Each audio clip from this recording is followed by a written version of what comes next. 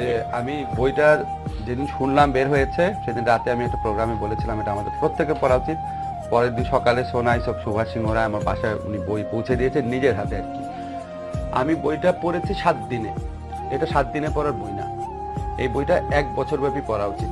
আমার এই উক্তি অনেকের অতিশয়োক্তি মনে হতে পারে। প্রথমেই বিনয়ের সাথে বলে রাখি ভাই, আমি আওয়ামী লীগের এমনকি মানে আওয়ামী লীগ সমর্থক হিসাবে পরিচিত না। আমার জীবনে আমি যত বই পড়েছি, ধরেন আমাদের এই বয়সে আমরা খুব বেশি ইমোশনাল আর হই না।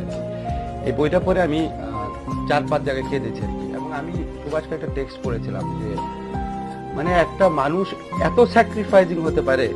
এখানে বঙ্গবন্ধু 55 সন পর্যন্ত ওনার বর্ণনা দিয়েছেন।